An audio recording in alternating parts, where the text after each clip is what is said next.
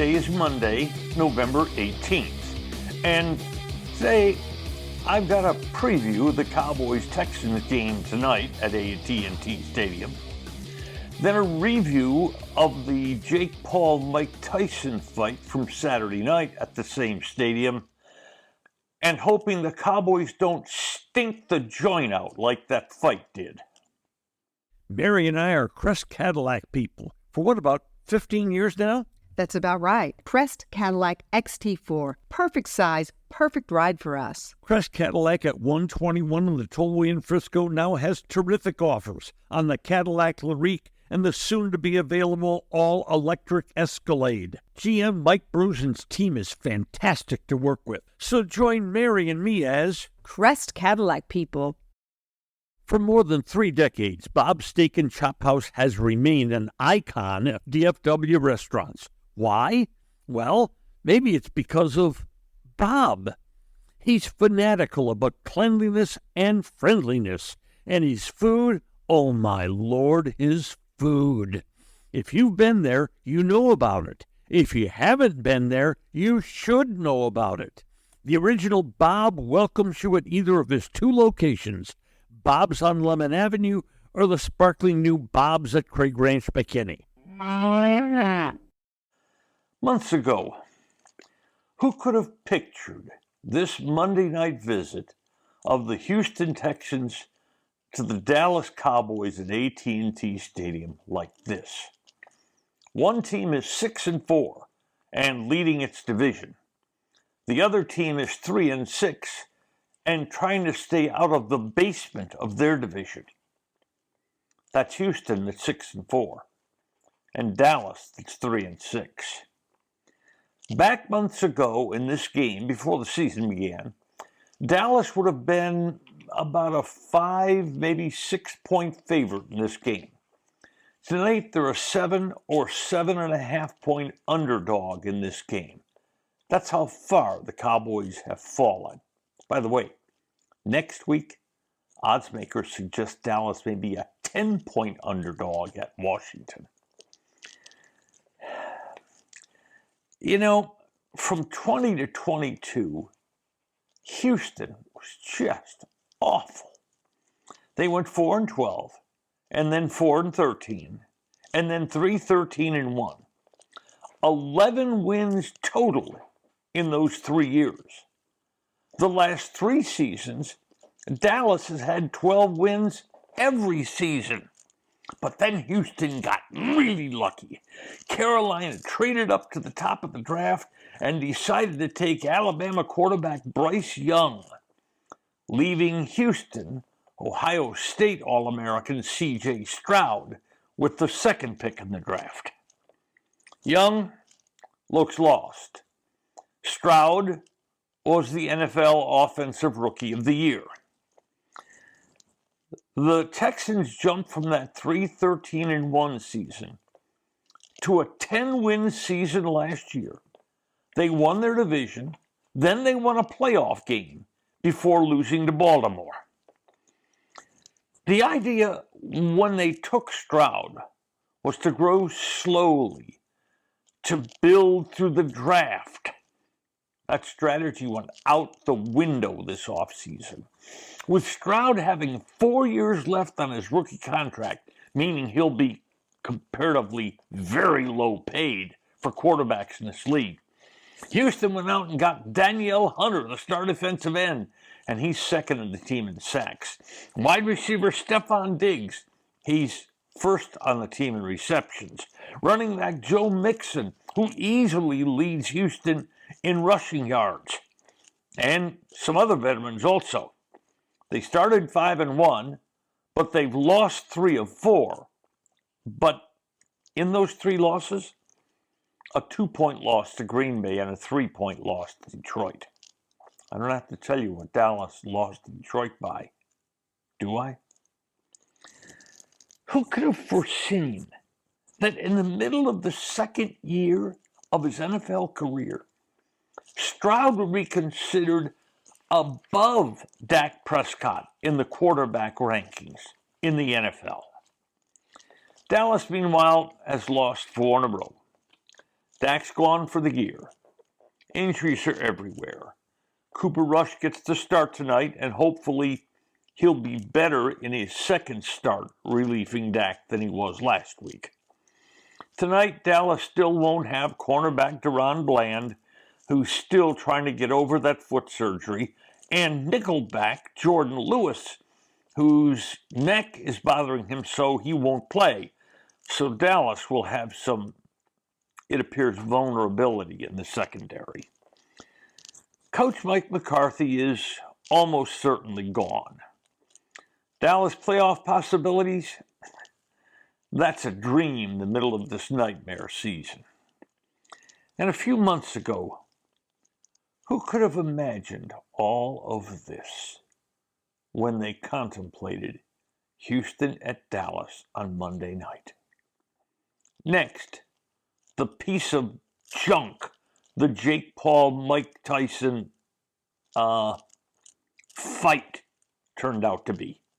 And now, a word from our title sponsor. Are all financial advisors fiduciaries? Fewer than you think. Not knowing could reduce your lifestyle. Hi, I'm Mitch Kramer, founder and CEO of Fluent Financial. A fiduciary is a regulatory term to reduce conflicts of interest in wealth management. A fiduciary always works in your best interest. A non-fiduciary advisor might put their compensation or company ahead of yours. At Fluent Financial, we are certified financial planners acting as fiduciary advisors. To learn more, go to fluentfinancial.com or Fluent Financial's YouTube channel. On Friday's Just Wondering, we call the Paul Tyson so-called bout junk and terrible for sports. Sadly, that became absolutely true. Paul, who's a genius at marketing, created this slop, and people ate it up. The prices skyrocketed. Ringside seats for $6,000, $8,000, $10,000. One place listing a seat for over $32,000 at ringside. And there was one seat in one of the suites on a ticket site for gulp $43,000. Some people have way too much money. Now, if you like people watching, that was the main event. There was Evander Holyfield, Mike Tyson's former big-time foe, and the Cowboys tight end Jason Witten, and Charlize Theron, and Sugar Ray Leonard, and a collection of B-list, C-list, and D-list celebrities, and various rappers hanging about. It was big-time people watching. And also Cedric the Entertainer. If only Cedric had been the main event, at least a lot of people would have been entertained. Paul is 10-1 as a boxer, or was before he fought Tyson. The 10 wins over has-beens, never-weres, and tomato cans. And he picked the perfect stooge for Saturday night, Mike Tyson. 30 years ago, the baddest man on the planet. Now reduced to simply being the baddest man at at&t Stadium Saturday night. But Paul couldn't have picked a better opponent. Tyson still has a huge name, and he's 31 years older than Jake Paul, and he's got health problems. And the two of them perfectly followed the script in the lead up to the fight. Paul mocking Tyson. Tyson trying to use his old glare to look still ferocious. Paul mocking Tyson's like of pigeons. And then Tyson slapping Paul in the last press conference the day before the fight. Both really did follow the script perfectly. and then the bell rang. Tyson immediately looked 58 years old. It was a perfectly choreographed combination of a high school slow dance and a pillow fight. As the waltz continued, the boos started and grew in volume. Paul was fighting a cardboard cutout of Mike Tyson. People began to trickle out. For the 8 two-minute rounds, 16 minutes of fighting, Tyson landed 18 total punches. Can you do that math pretty easily? 16 minutes, 18 punches landed. And by the way, 5 of the punches were jabs. 2 judges actually scored 1 of the 8 rounds for Tyson. And when the event ended, they and their guide dogs were assisted to an exit. Criticism poured in, calling it scripted, duh, fixed, duh. Holyfield said it, quote, wasn't a good fight, duh. Magic Johnson, watching it on TV, said it was just sad. Spot on, Magic. Spot on. It was just sad. Sad for Tyson and sad for the 70,000 people who paid their way into that stadium. Tyson made $20 million for the fight. Paul made $40 million for the fight. Paul's company, MVP, Most Valuable Promotions, made who knows what for setting the fight up. And then there's Jerry Jones. How many beers did he sell, do you think, Saturday night? But then, I don't think the outcome was ever in doubt here. Paul had to win because Paul now is the kind of cash cow that Tyson used to be. He had to win this fight. And he was careful that he picked the proper fighter to oppose. Tyson can go back to being the one-time baddest man on the planet. Paul, after the fight, called out Canelo Alvarez for his next fight. Whoa, be careful there, Jake. That guy can actually fight, and he's in his early 30s still. You don't want any part of him.